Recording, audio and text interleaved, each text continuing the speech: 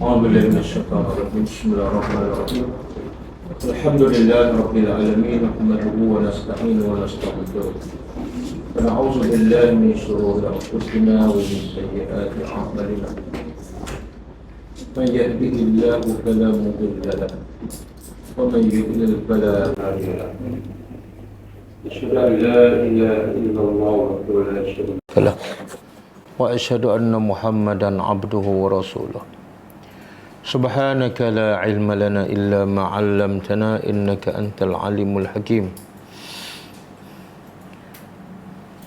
اللهم علمنا ما ينفعنا وانفعنا بما علمتنا وزدنا علما اللهم آت أنفسنا تقواها وزكها أنت خير من زكاها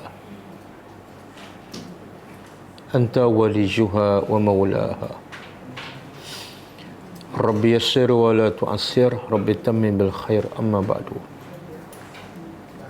InsyaAllah kita sambung tadabbur surah Hud AS.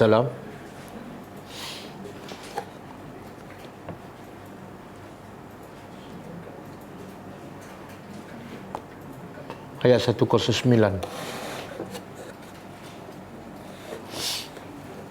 Sebelum tu kita tengok pengajaran ayat yang lepas.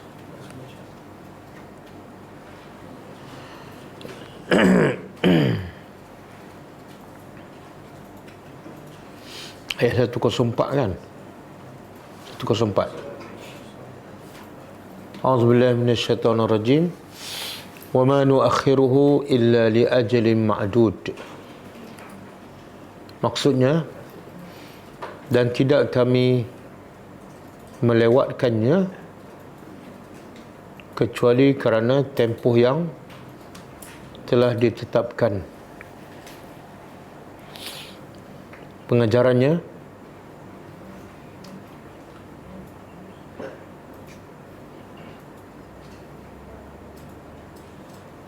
azab Allah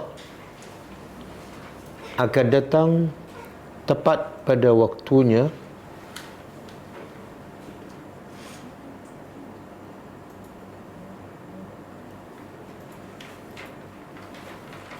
sesuai dengan hikmah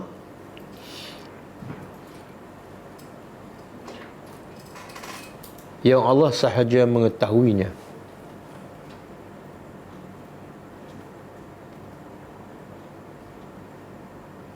Yang kedua, Allah melewatkan azab kepada manusia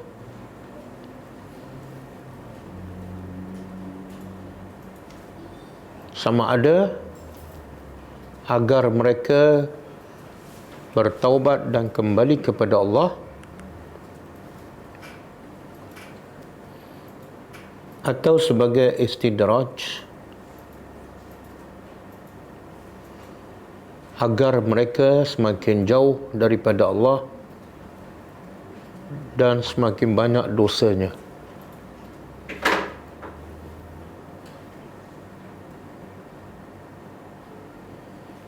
Ayat 105. Yawma ya'ti la takallamu nafsun illa bi'izni wa minhum syaqiyyun wa sa'id. Maksudnya, pada hari itu tidak ada seseorang pun yang boleh bercakap kecuali dengan izinnya. Sebahagian mereka celaka dan sebahagian mereka bahagia. Pengajarannya, kebesaran dan kehebatan hari kiamat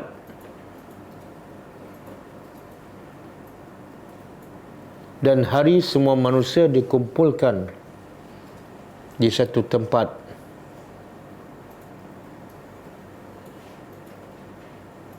iaitu tidak ada seorang pun yang mampu bercakap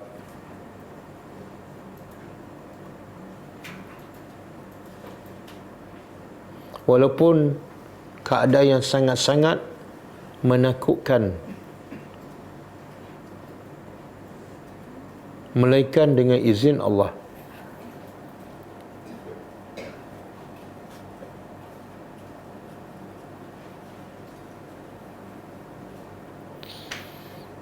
Yang kedua, hari akhirat adalah hari penentu yang sebenar. Sama ada manusia bahagia yang kekal abadi atau celaka selama-lamanya.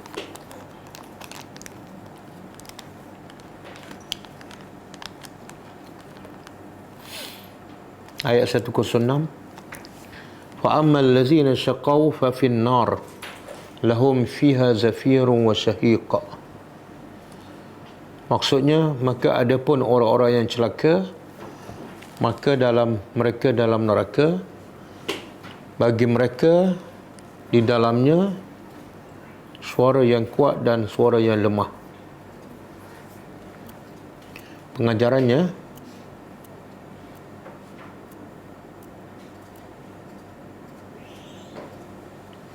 mereka yang tidak beriman kepada Allah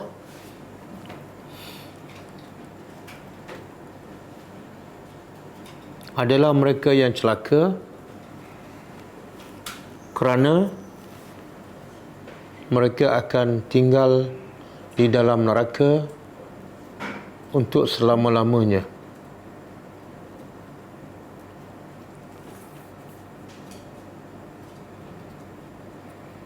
Yang kedua, suasana neraka yang sangat dahsyat dalam api yang sangat panas dan suara dan suara yang menakutkan.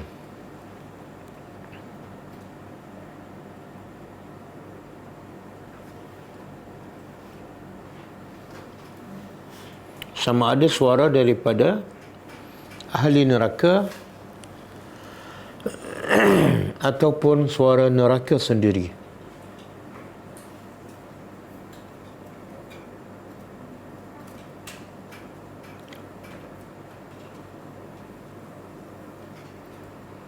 Ayat 107.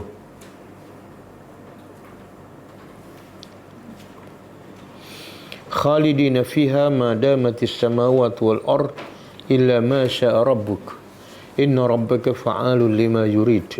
Maksudnya, mereka kekal di dalamnya selama mana tertegaknya langit dan bumi, kecuali apa yang dikehendaki oleh pencipta engkau. Sesungguhnya pencipta engkau berkuasa melakukan apa sahaja yang dia kehendaki. Pengajarannya,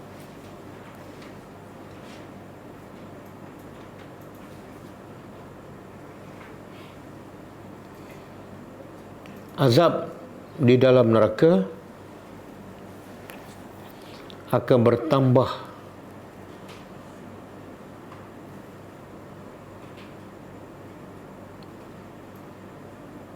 dahsyatnya apabila ia berada di dalamnya kekal untuk selama-lamanya.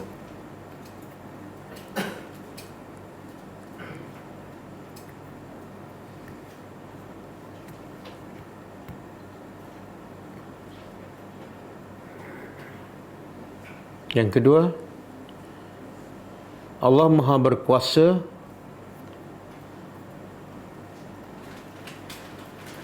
untuk menyeksa hamba-hambanya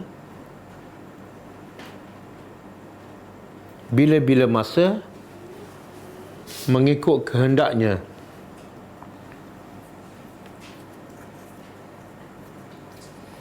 Yang mana manusia seorang pun tidak mampu mengazab sebagaimana azab Allah.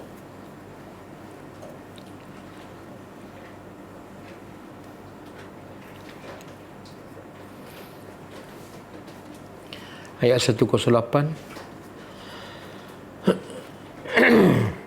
Wa ammal ladzina su'idu fa fil jannah khalidina fiha ma damatis samawati wal ard illa ma syaa rabbuk ata'an ghayra majzuz.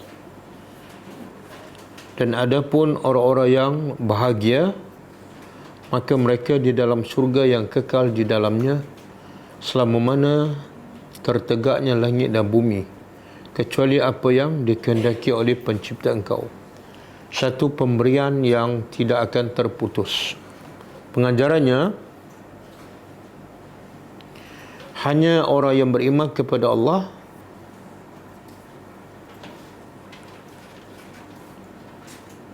dan beramal soleh sehingga penghujung kehidupannya sahaja ia akan mendapat kebahagiaan yang kekal abadi di dalam surga.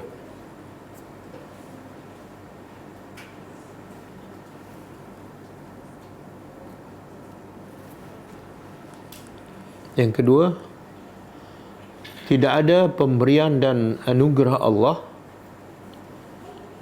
yang paling besar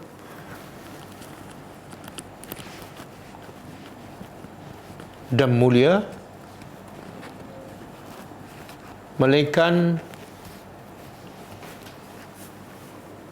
apabila seseorang itu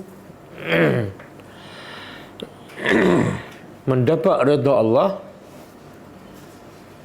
dan dimasukkan ke dalam syurga yang kekal.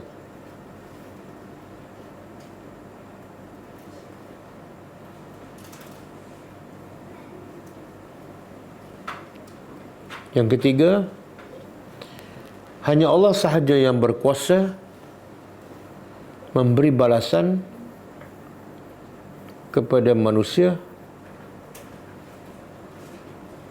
yang balasannya tidak akan putus sampai bila-bila.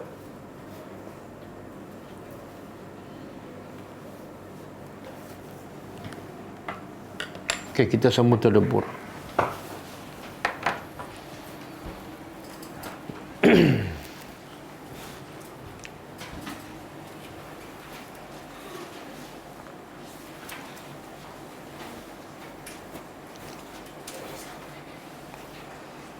Okey, setelah Allah menceritakan dalam ayat-ayat yang lepas dalam surah Hud, iaitu berkenaan dengan kisah umat-umat dahulu yang kufur kepada Allah dan bagaimana Allah membalas menurunkan azab kepada mereka dengan berbagai-bagai cara.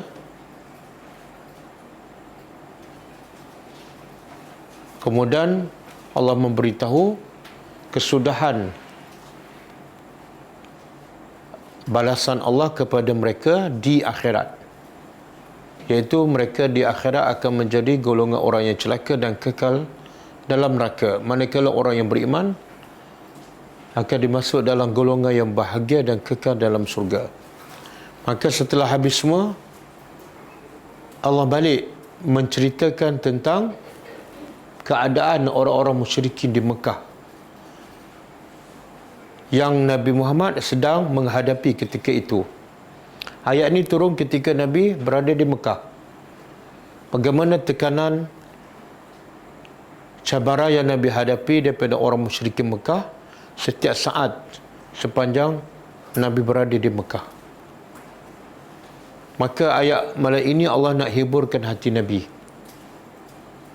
Nak hiburkan hati Nabi dan nak teguhkan hati Nabi dalam menghadapi cabaran tersebut. A'udzubillahi minasyaitonirrajim. Fala, maka la, jangan.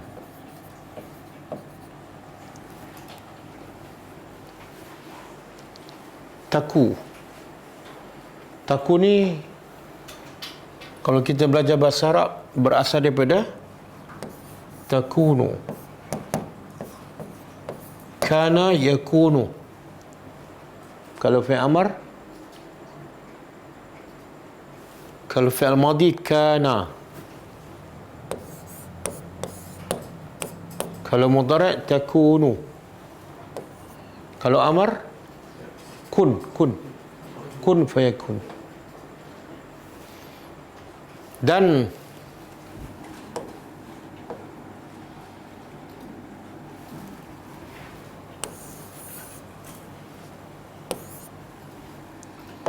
kita belajar bahasa Arab, bila ada la dia panggil la nahiyah, maka dia menjazamkan, iaitu mematikan huruf akhir fi'il mudhari'. Taku, waw pun dah mati. Bila dua mati, buang apa? Buang huruf sakit waw. Jadi la takun. Tapi di sini nun pun tak ada. Ada bahasa Arab ada satu kaedah dia panggil buang huruf litashil, untuk memudahkan sebutan. Jadi kalau ada nun dia jadi susah nak sebut, dan kena dari segi tajwid kena baca apa kalau ada nun. Dia panggil apa, hukum apa? Nun mati berjumpa dengan fa, ikhfa. Jadi kena baca fala takun fi.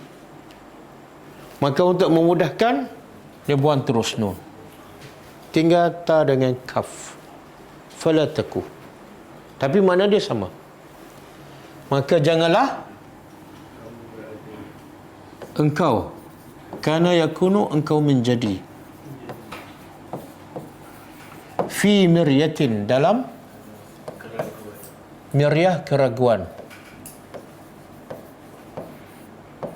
Ini miryah, bukan Maria.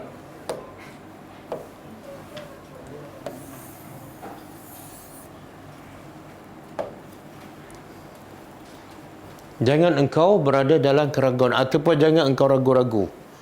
Tentang apa ni? Mimma.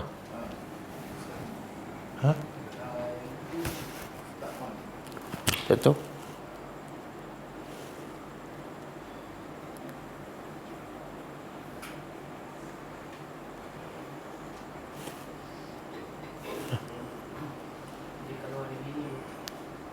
Tak ada warna pun.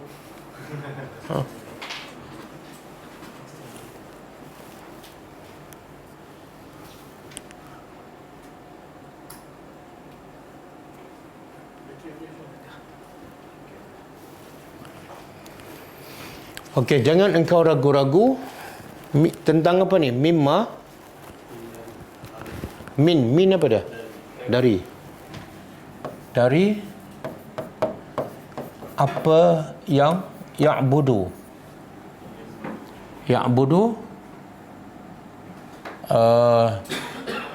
disembah haula'i, oleh mereka itu.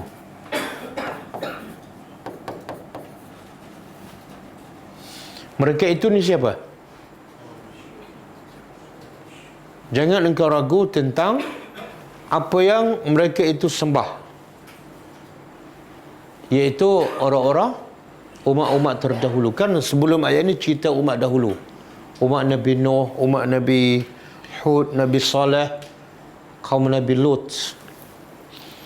Iaitu jangan kamu ragu-ragu tentang apa yang disembah oleh mereka itu. Apa dia? Bahawa apa yang mereka sembah tu batil, sesat. Jangan ragu-ragu. Tapi soalannya, mungkin tak Nabi ragu-ragu tentang penyembahan berhala? Mungkin tak? Tak mungkin. Kalau tak mungkin, kenapa Allah larang Nabi? La ni dia panggil la, jangan kamu ragu. Nak ibu kenapa larang benda yang Nabi tak buat pun?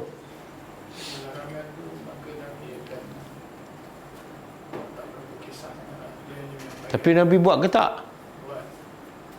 Nabi ragu-ragu tak terhadap kebatilan berhala yang disembah oleh umat-umat dahulu? Tak ragu. Kalau Nabi tak ragu, kenapa Allah larang? Jawapannya, pertama, taku tu, ta tu engkau, iaitu kepada Nabi. Satu pendapat. Tapi bukan makna Nabi ragu-ragu. Maksudnya ialah supaya Nabi tak ragu. Tapi Allah nak bagi tahu, teruskan ketidakraguan kamu. Istiqamah. Nabi tak ragu. Macam ada ayat Allah kata, ya ayyuhallazina amanu, ya ayyuhallazina amanu aminu. Aminu. Wahai orang-orang yang amanu, beriman. Mana Allah bercakap dengan orang beriman. Lepas tu Allah perintah, aminu, hendaklah kamu beriman. Kenapa? Allah dah cakap dengan orang beriman, tapi Allah suruh beriman lagi. Makna iman kamu tu turun naik. Jadi kamu kena terus istiqamah beriman. Hari ini beriman, besok belum tentu. Pagi beriman, petang. Jadi teruskan beriman. Ayat ni sama. Kamu tak ragu-ragu dan teruskan. Lepas ni akan datang pun jangan ragu-ragu. Tentang apa? Tentang kebatilan akidah umat-umat terdahulu. Satu. Pendapat kedua, takut tu bukan kepada Nabi, tapi kepada umatnya. Umat Nabi Muhammad ada tak keraguan tentang akidah yang batil? Ada tak? Kadang-kadang ada. Kadang-kadang ada orang Islam buat benda yang syirik.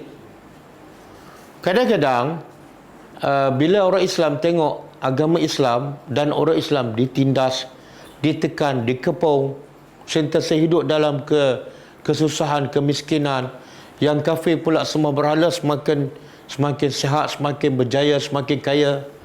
Jadi kadang-kadang timbul apa? Baik aku menjadi orang kafir kan? Apa Islam ni? Ataupun dia rasa Islam kena buat perubahan supaya paling-paling kurang kita dapat bersaing dengan mereka. Itu keraguan. Ada. Dia panggil apa? Liberal kan? Kita ubah sikit Islam. Kenapa? Sebab mereka ragu. Seolah yang akidah yang batil itu macam-macam betul je. Sebab mereka berjaya, mereka sihat, mereka kaya. Okey. Kemudian Allah beritahu, kenapa haram kita ragu-ragu tentang kebatilan akidah umat dahulu? Kenapa?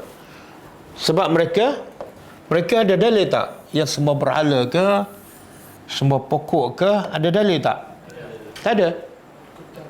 Habis mereka semua berhala tu, kenapa? Apa hujahnya? Allah beritahu, ma ya'budu, tidak, alhamdulillah, tidak mereka sembah illa kecuali kama ya'budu, sebagaimana ya'budu aba'uhum, yang disembah aba'uhum, nenek moyang mereka, min qablu, dari sebelum. Jadi sebab kamu tak boleh ragu-ragu pada kebatilan mereka, sebab apa yang mereka buat tu sebenarnya tidak ada dalil. Dalil daripada Allah pun tak ada, dalil dari segi logik akal pun tak ada. Hanya semata-mata apa dah? Ikutan. Jadi sini juga Allah nak beritahu, selain pada agama Islam, semuanya adalah ikutan. Dan semua ikutan itu adalah batil. Sebab itulah amalan sekarang bila kita tanya ada dalil tak? Dia akan jawab apa? Orang dulu buat sama je. Cuma nampak macam cantik sikit. Sebab berzikir, sebab selawat kan. Dia bukan semua berhala. Tapi hujahnya, dalilnya apa dia? Tak ada. Hanya ikut-ikutan. Ini poin yang Allah nak bagi tahu ni.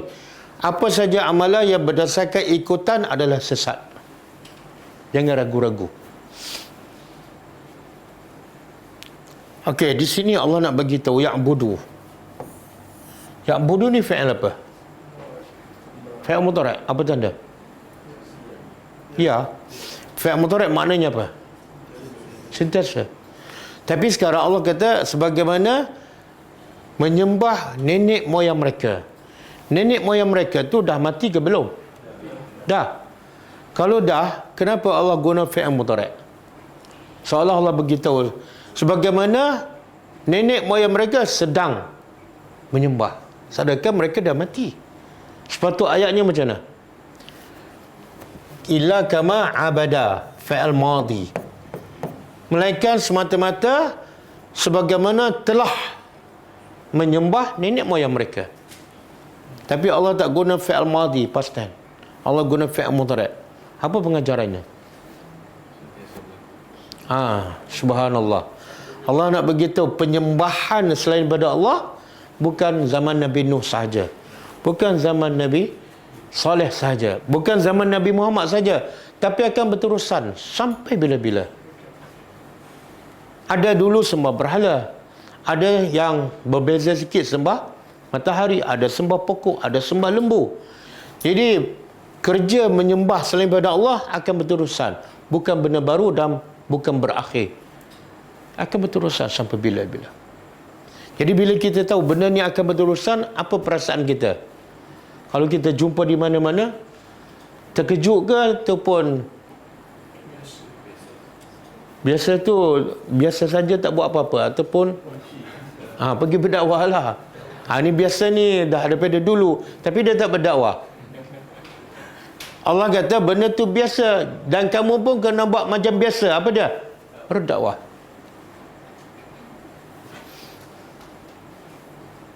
Okey.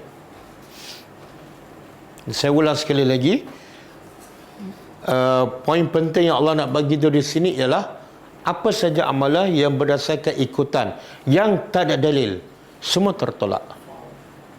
Ya Allah perintah ialah ikut nas, ikut dalil. Jangan ikut orang ataupun ikut nafsu ataupun ikut pendapat. Hebat macam mana pendapat ulama pun dia tidak boleh lawan dalil nas daripada Quran dan hadis. Okey, wa inna, dan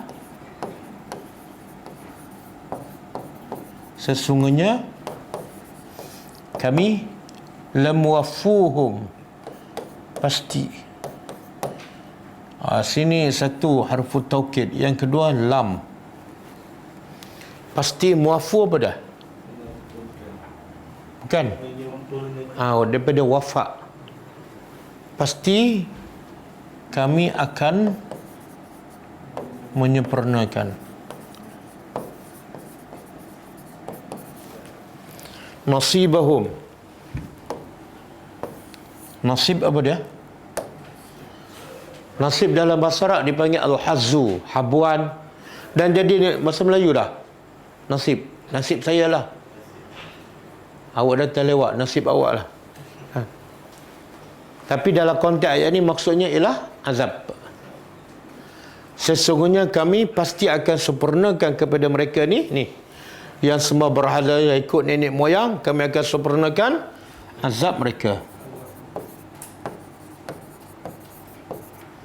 Ghaira manqus, tanpa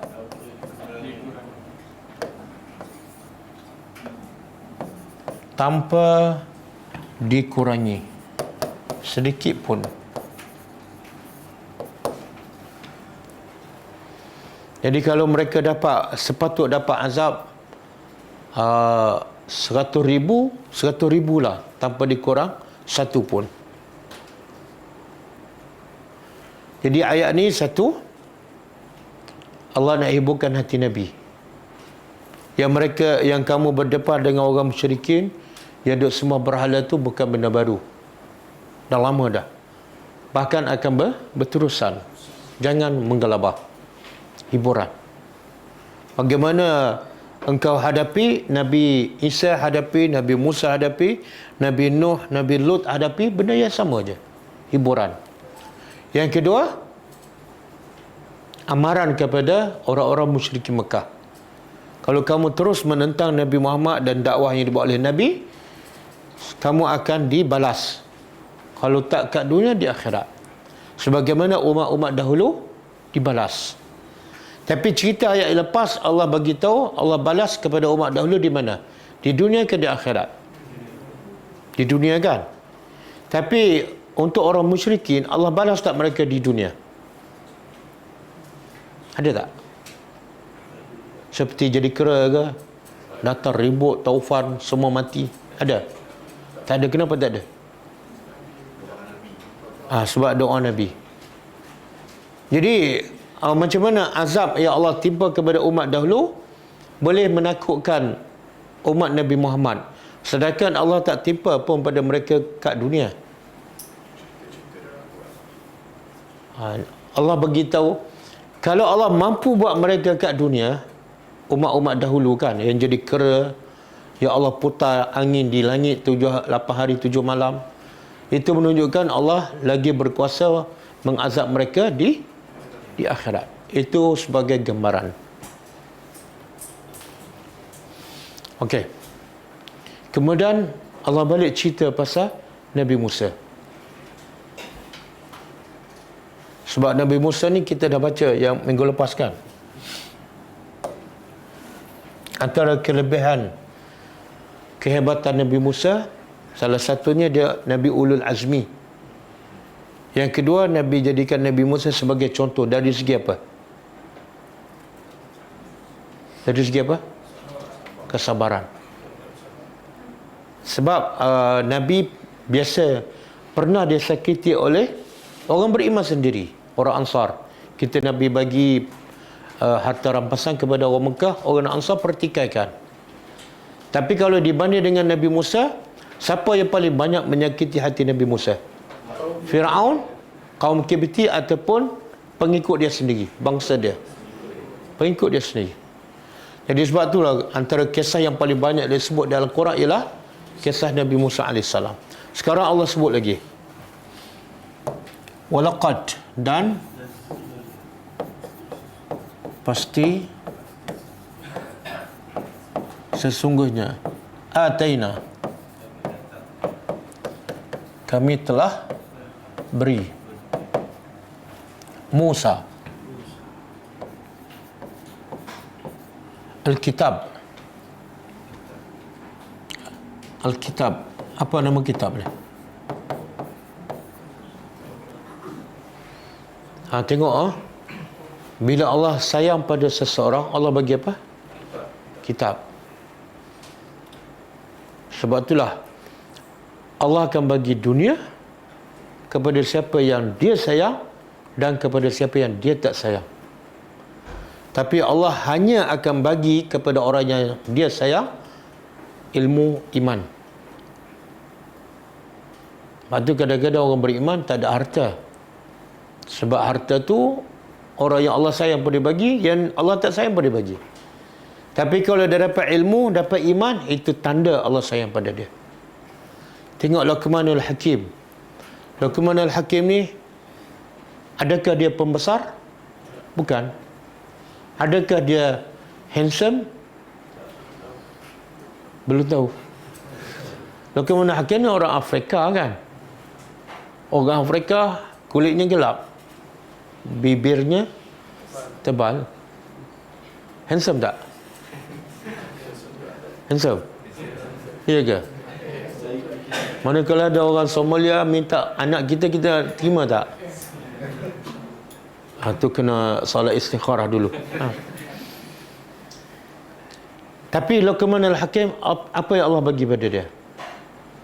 Dia asalnya katanya seorang hamba, kemudian kulit hitam. Tapi Allah sayang pada dia. Apa yang Allah bagi? Hikmah. Apa ayat tu? Walaqad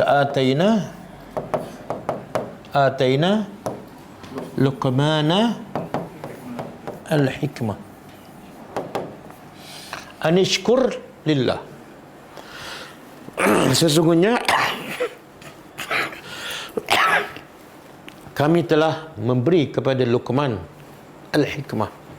Dia bukan Nabi, tapi sebab Allah sayang, Allah bagi hikmah.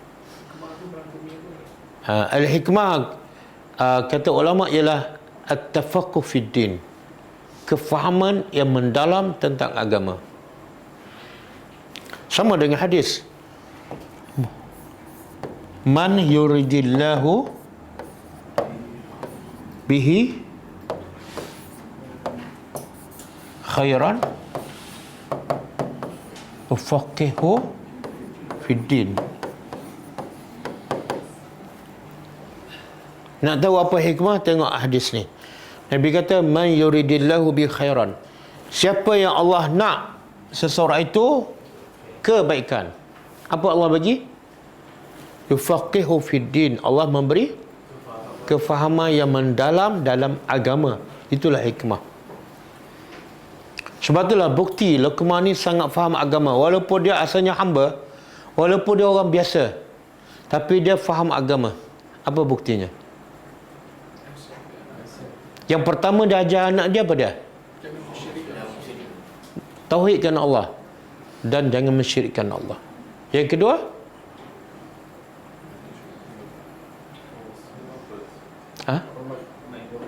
hormat ibu bapa. Lepas Tuhan, yang paling banyak jasa mak bapak. Tuhan sebagai pencipta kita, mak bapak sebagai penyebab kita lahir. Yang ketiga, ya bunayya aqimis solah, dirikan solat. Kemudian wa'mur bil ma'ruf. Lepas kamu solat, pergi berdakwah, suruh orang buat yang ma'ruf dan cegah orang mungkar. Kemudian wasbir, sabar. Itu tanda Luqman ada hikmah. Kalau mak bapak tu ajar anak dia akidah daripada kecil lagi, itu tanda mak bapak bijak. Tapi kalau mak bapak daripada kecil lagi ajar anak dia dunia, itu tanda mak bapak tak ada hikmah.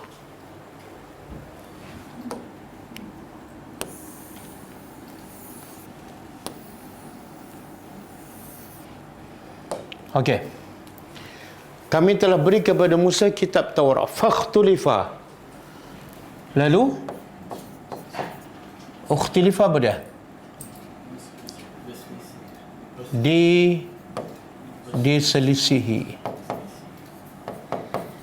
Fihi, padanya.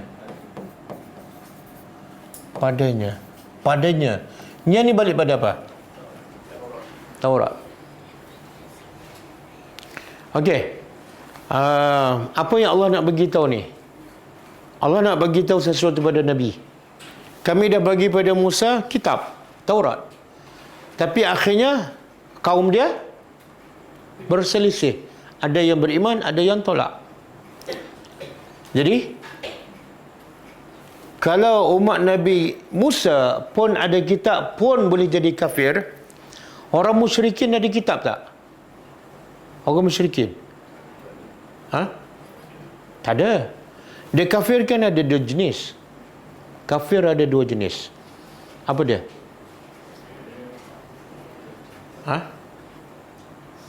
Kafir ada dua jenis kan? Kafir zimmi dan tak, bukan. Dalam surah Al-Bajinah Allah sebut, lam yakunil ladzina kafaru, satu min ahlil kitab, kafir ahli kitab. Yang kedua, wal musyrikin. Jadi musyrikin tak ada kitab.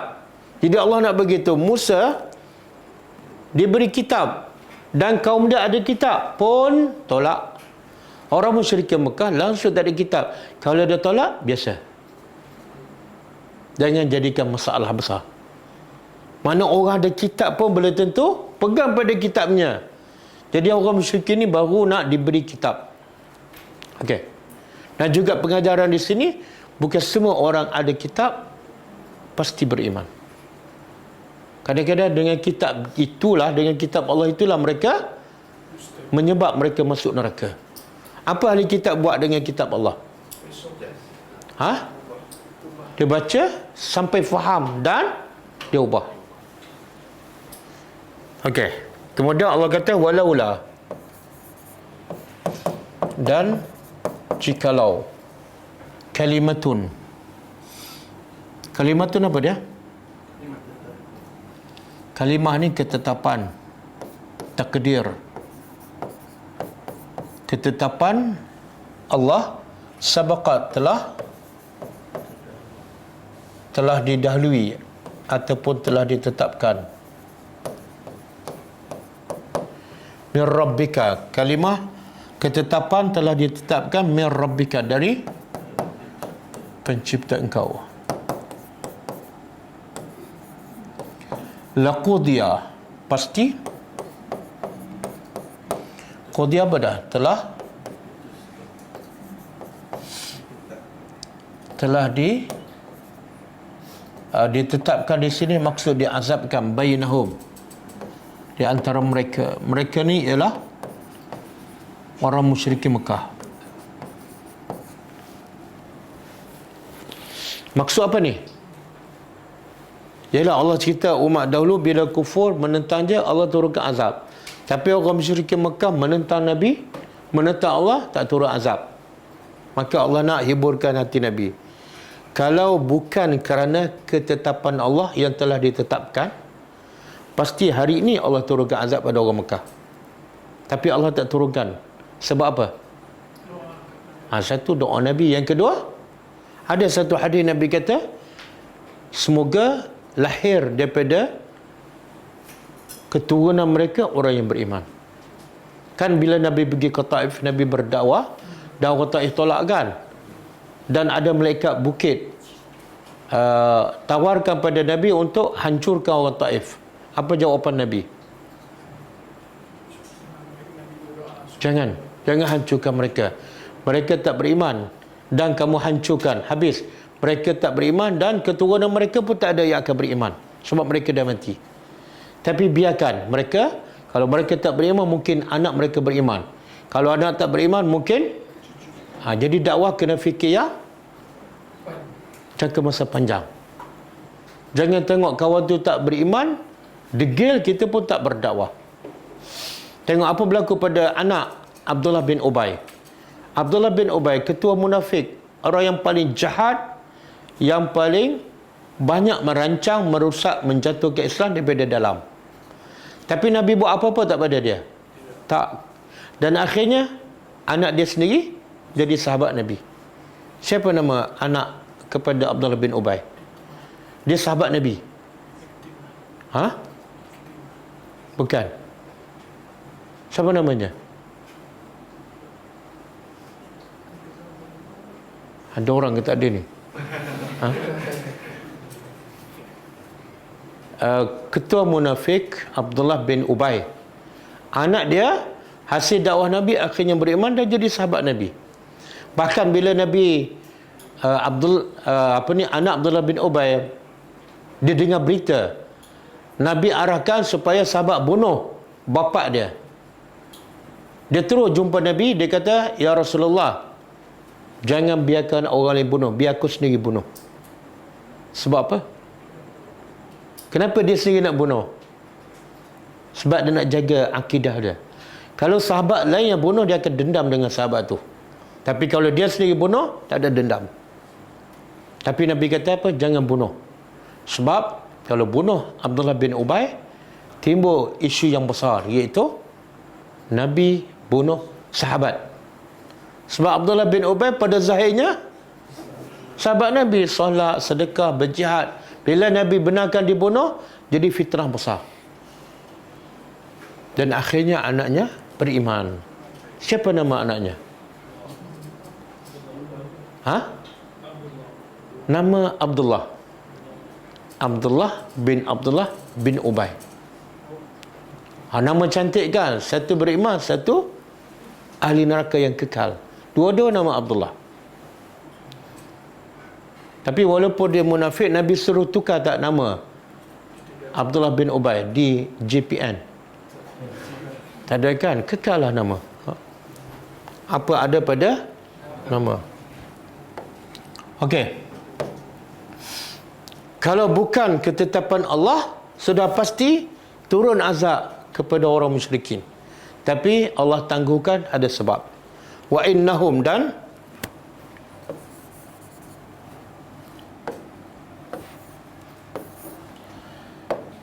dan sesungguhnya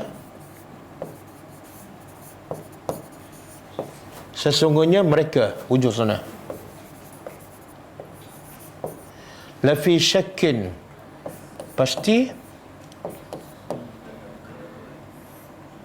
dalam keraguan, syak. Minhu, darinya ataupun terhadapnya. Nya ni balik pada apa?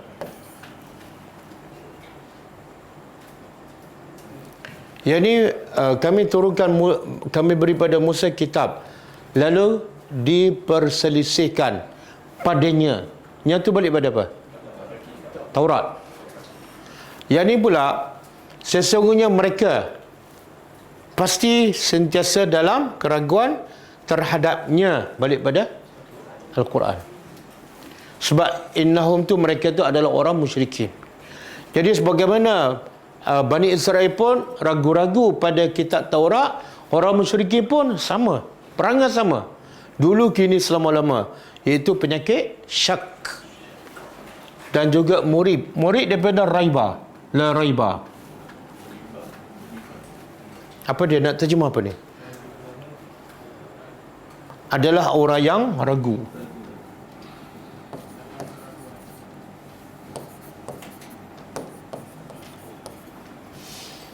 Ada yang beriman, ada yang menolak.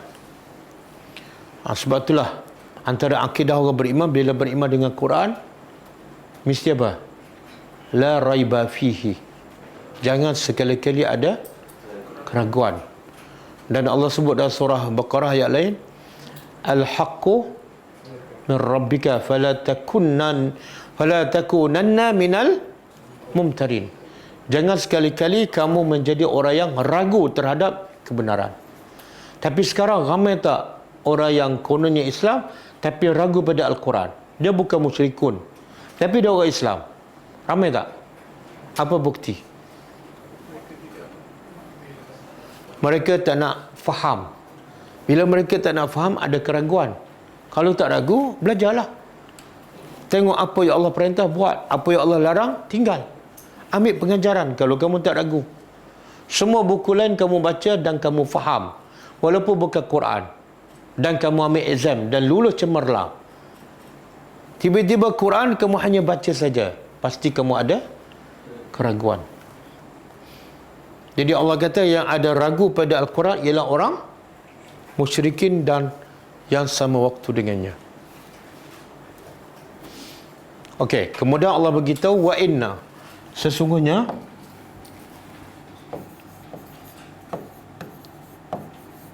dan sesungguhnya kullan apa dia? Diterjemah apa? Masing-masing ataupun setiap orang. Dan sesungguhnya setiap orang lama pasti la yuwaffi, banyak taukid ni, lama kemudian lam, pasti sesungguhnya yuwaffiyannahum, pencipta engkau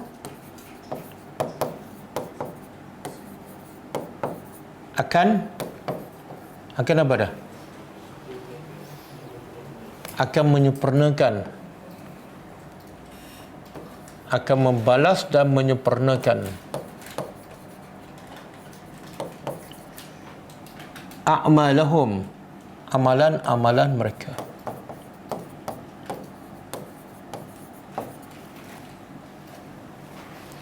Ini Allah bagi amaran kepada orang musyrikin. Biarkan mereka ragu-ragu pada Al-Quran, biarkan mereka menentang. Sebab apa? Sebab apa saja mereka lakukan, Allah akan balas dan balas dengan sempurna. Macam mana Allah boleh balas semua sekali? Orang musyrikin Mekah, orang musyrikin Madinah, dulu kini dia selama-lama ramai, dan setiap orang pula amalan mereka banyak. Macam mana Allah boleh tahu dan balas setiap satu, walaupun sebesar zarah? Jawapannya innahu,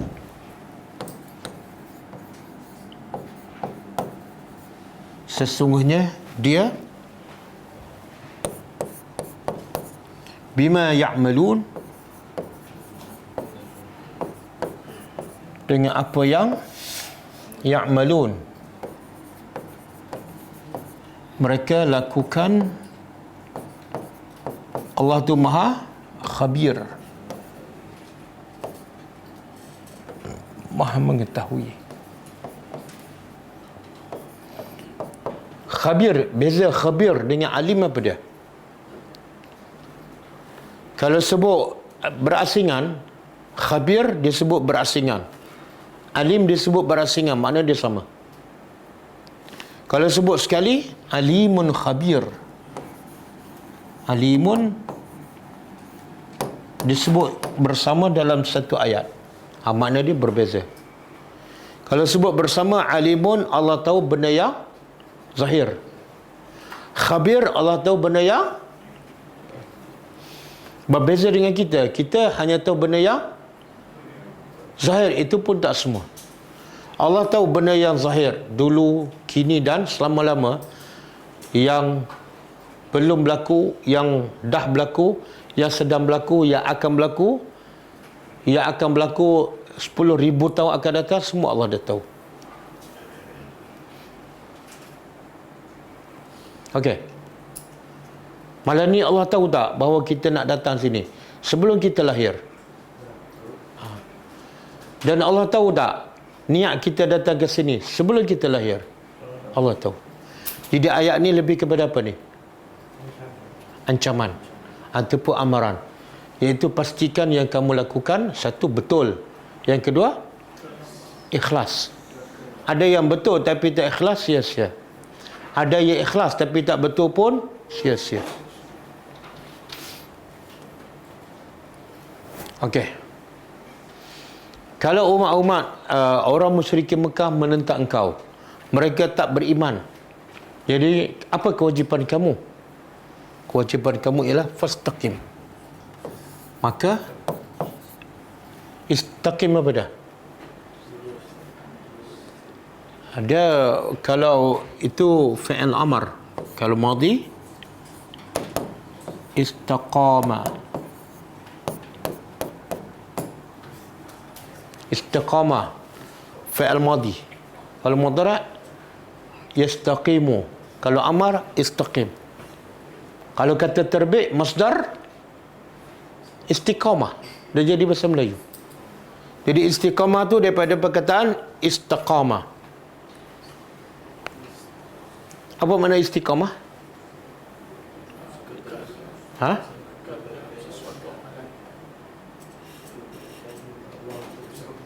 Beriman dan kekal dalam iman, berterusan dalam amal, dan istiqamahlah. Kama, sebagaimana umirta, engkau diperintah.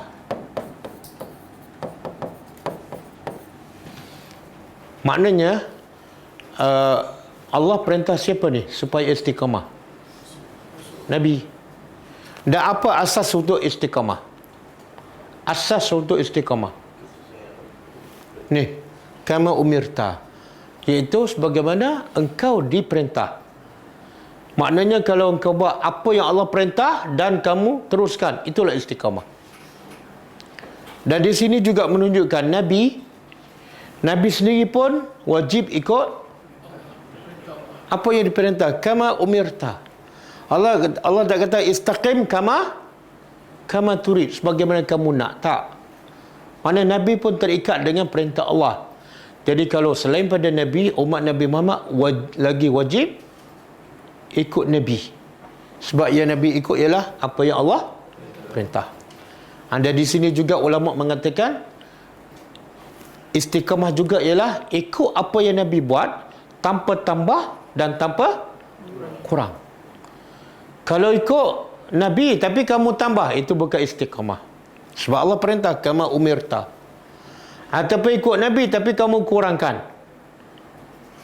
Nabi suruh zikir 33, kamu zikir 3. Tiap-tiap hari 3. Lepas 3 terus tidur kan?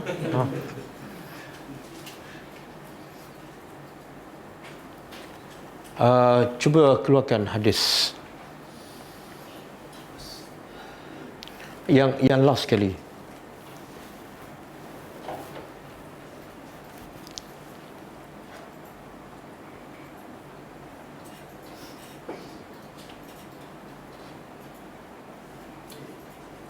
Hai. Untuk makluman yang gambar tadi bukan untuk malam ni ya. Jangan siapa-siapa perasan ya.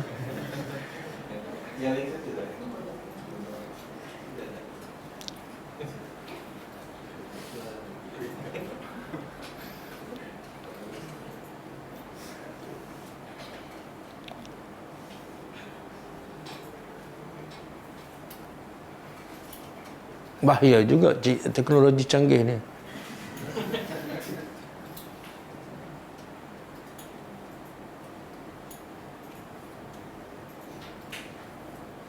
Okey.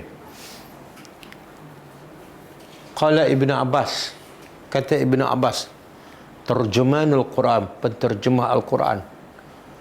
Ma nazala ala Rasulillah. Tidak ada yang turun kepada Rasulullah sallallahu alaihi wasallam ayatun, satu ayat. Asyaddu, yang paling, hiya asyaddu, ayat tu paling berat, wala asyaqqu, dan tidak paling susah. Quran ada berapa ayat semua? Lebih tu berapa?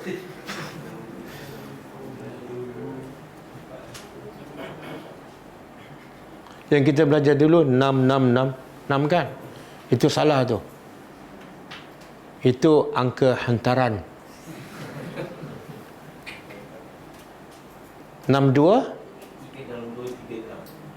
6236 kan? Daripada 6,200 lebih tu, kata Ibn Abbas, tidak ada satu ayat yang paling berat, yang paling sukar bagi Nabi, melainkan ayat tadi. Min hadhil ayat alaihi. Walizalika, yang demikian itu telah berkata, Nabi berkata kepada sahabat-sahabat. Nabi berkata pada sahabat, ketika sahabat berkata pada Nabi, apa dia? Laqad asra'a ilaika asyaibu. Syaibu tu uban. Sahabat kata Nabi, uban kau ni semakin banyaklah. Maka Nabi jawab, syajabatni Hud. Hud tu maksudnya surah Hud telah menjadikan aku semakin beruban. Wa akhawatuha, dan saudara kepada surah Hud, Al-Waqi'ah, Al-Haqqah. Dan wasu'ila, Nabi ditanya tentang dalam surah Hud, apa yang paling yang Nabi rasa berat, iaitu ayat fastaqim kama umirta. Pasal apa berat? Maka sebab itulah kata Hasan Al-Basri, cuba buka surah Fussilat ayat 30.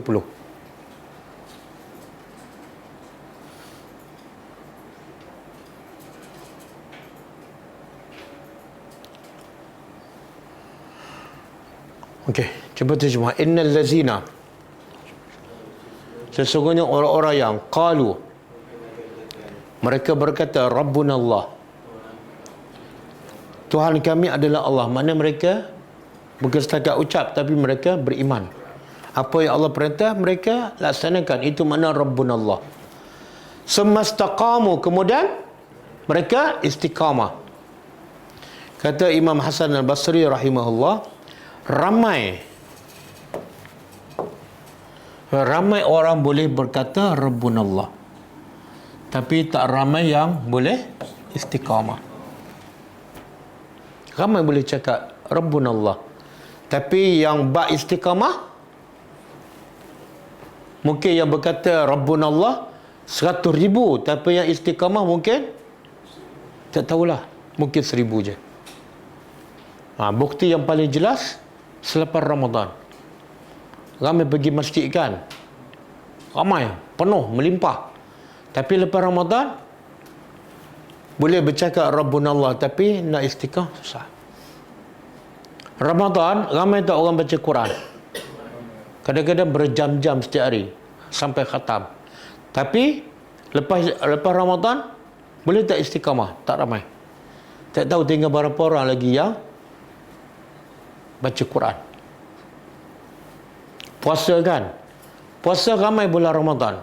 Bahkan boleh kata semua puasa. Tapi lepas Ramadan semua open house. Tak ada istiqamah. Yang ada istiqamah makan.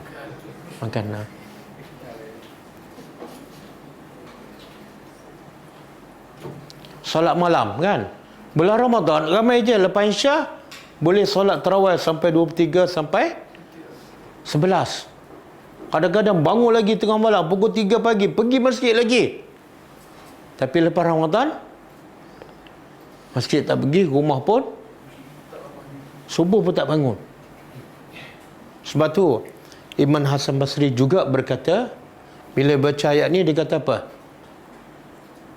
Dia kata, Rabbunallah, wahai Tuhan, Rabbunallah, Engkau adalah Tuhan kami. Farzuqnal istiqamah. Doa. Allahu Rabbuna farzuqna.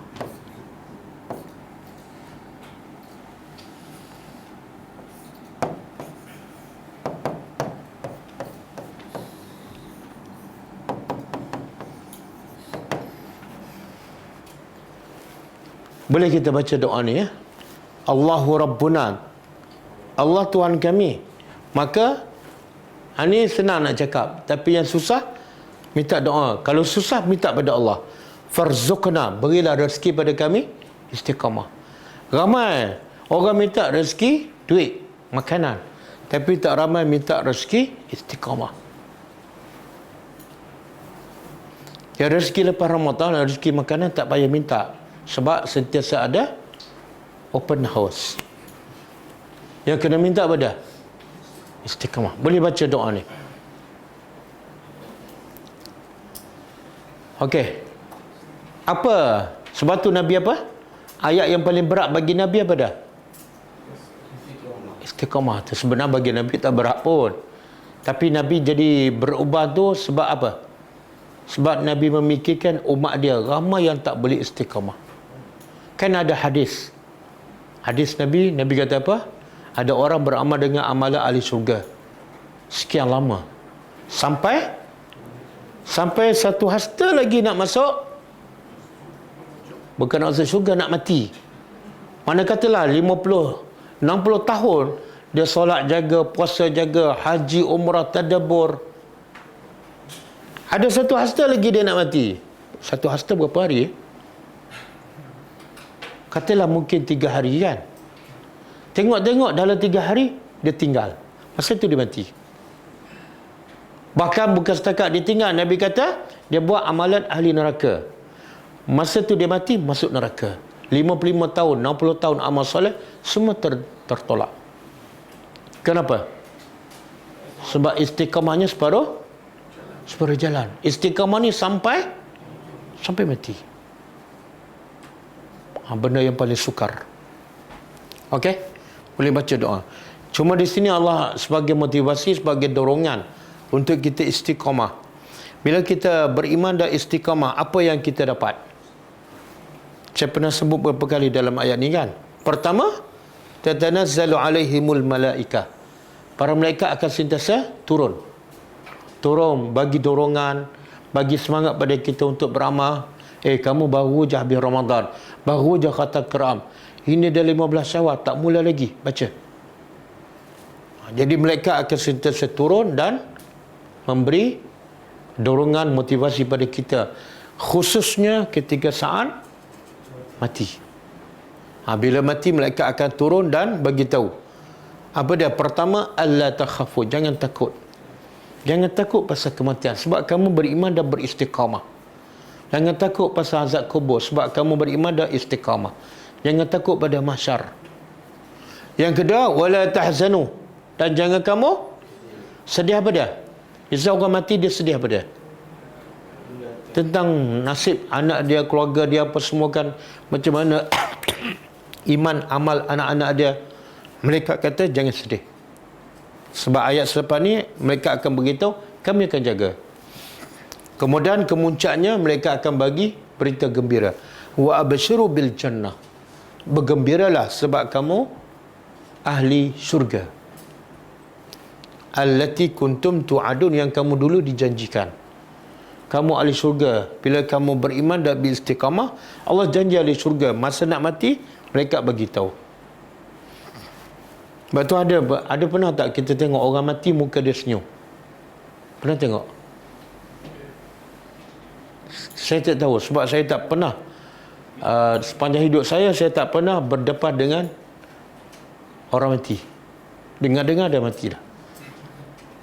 Jadi kalau muka senyum tu mungkin kata ulama sebab masa tu malaikat beritahu kamu ahli syurga. Takkan tak senyum.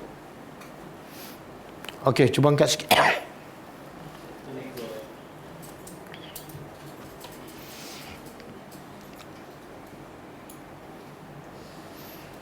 Okey, kemudian malaikat beritahu, kenapa jangan takut, jangan sedih.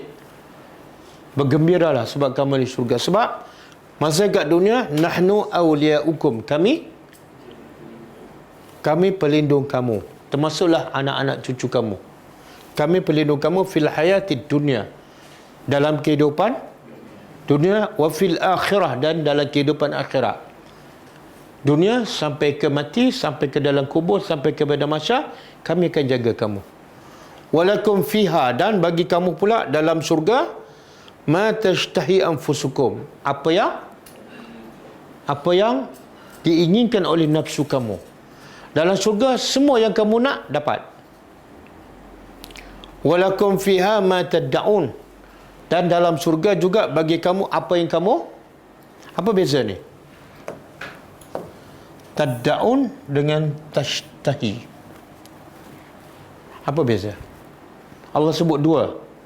Satu yang kamu ingin, yang kedua yang kamu minta. Kenapa Allah sebut dua? Yang kamu minta dapat, yang kamu ingin dapat, yang kamu minta lagi dapat. Yang ingin ni kita terlintas. Terlintas nak apa? Semua dapat. Yang minta dapatlah. Sebab berbeza kat dunia. Kat dunia banyak tak benda kita ingin? Dapat tak? Kalau kita nak inginkan 10 benda, dapat berapa? Itu yang ingin. Tinggi seorang-seorang. 10 tahun tak dapat. Dan ada juga yang kat dunia kita minta.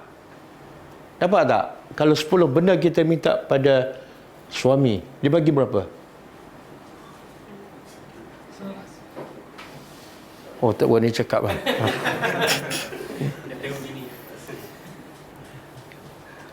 Okey. Cuba tunjuk hadis.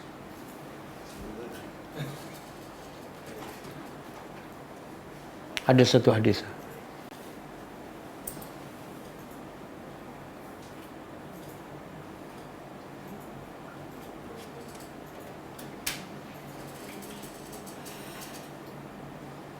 Okey. Ada satu hadis berkenaan dengan istiqamah.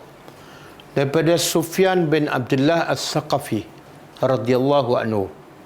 Qal, seorang sahabat Nabi, tengok sahabat Nabi suka tanya soalan apa pada Nabi. Suka minta apa. Dia kata, qultu, aku berkata, ya Rasulullah, wahai Rasulullah, kulli. Kul apa dia? Begitu pada aku. Mana dia nak belajar lah. Dia nak ilmu daripada Rasulullah. Begitu pada aku fil Islam, tentang Islam, qaulan, satu kata-kata yang la as'alu anhu ahadan ba'daka. Bagi tahu aku satu perkataan, satu ayat yang aku tak tanya dah orang lain selepas ni. Maksud apa tu? Kata-kata engkau memuaskan hati dan cukup. Faham? Nabi pun jawab. Nabi kata, kul, katalah, amantu billah, cakaplah aku beriman dengan Allah, fastaqim. Kalau kamu dapat dua benda ni, kamu beriman, ikut semua perintah Allah, tinggal semua larangan, dan kamu istiqamah sampai mati. Cukup. Kamu tak perlu tanya orang lain dah. Betul? Yang paling susah apa dia? Beriman susah, tapi lagi susah ialah istiqamah. Allah maj'alna minal mustaqimin, daripada orang yang beristiqamah. Allah marzuqna al-istiqamah. Okey, kita habiskan ayat tadi sikit. Beristiqamahlah engkau, wahai Muhammad, sebagaimana engkau diperintah. Jangan wa man taba ma'aka, dan siapa yang taba apa dah? Bertaubat bersama engkau.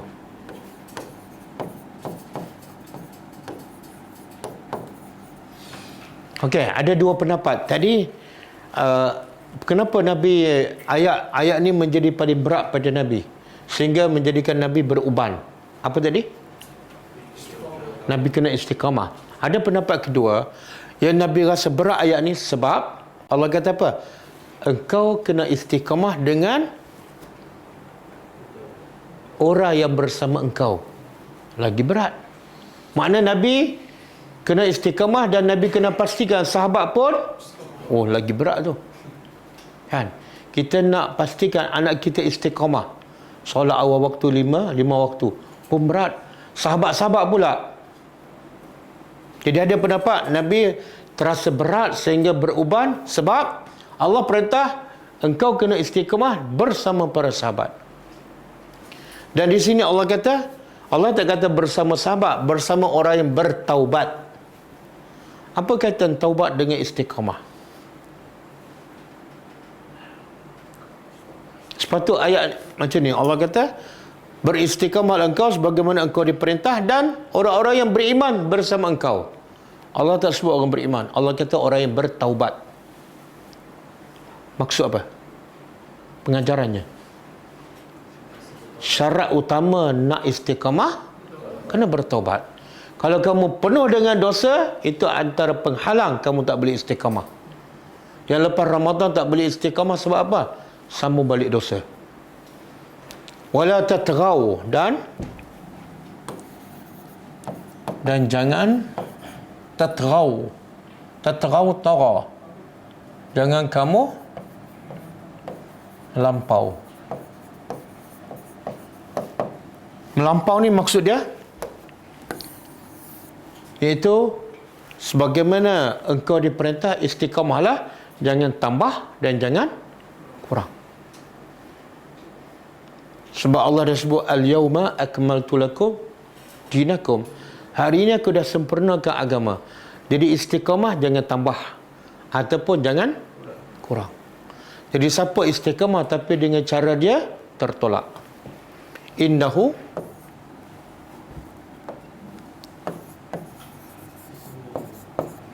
sesungguhnya dia bima ta'malun, dengan apa yang kamu lakukan, basirun, dia maha melihat.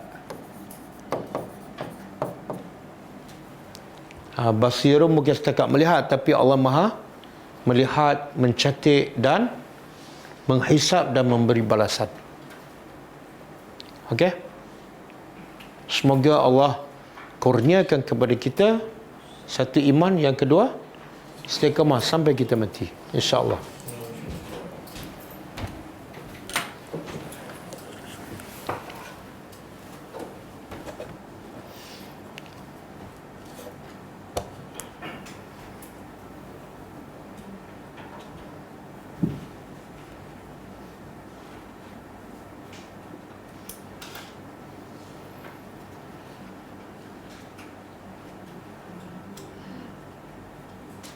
Okey, boleh tengok kelebihan orang istiqamah dalam surah Jin. Dan tengok dalam surah Jin, jangan cari jin. Surah Jin ayat 16. dan surah Al-Ahqaf ayat 13. Kelebihan orang beristiqamah. Kalau surah Ahqaf Allah kata apa? Innal ladzina qalu rabbuna Allah summa istaqamu, orang yang beriman dan beristiqamah, la khaufun alaihim wa lahum yahzanun, mereka tidak akan ini surah okay. Atau sesungguhnya orang yang berkata rabbuna Allah summa istaqamu, apa dia dapat? Fala khaufun alaihim, dia tidak ada rasa takut dalam hidupnya, tak takut pada rezeki, tak takut pada orang, dia hanya takut pada Allah. Walahum yahzanun, dan mereka tidak sedih.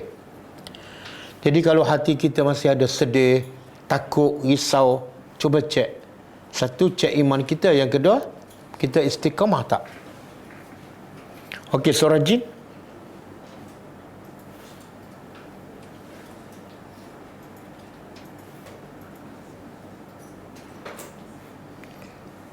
Wa an law istaqamu ala at-tariqati la asqaynahum ma'an ghadaqa.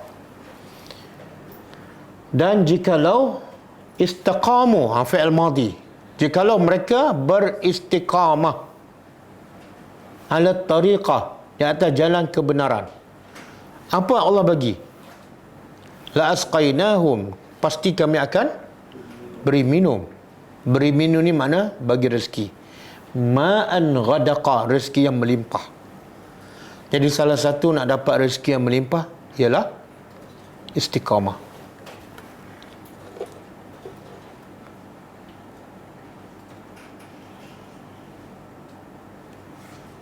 Okey, cukup lah. Kita insya-Allah jumpa lagi pagi besok pukul 10. Kita tutup dengan membaca tasbih kafarah.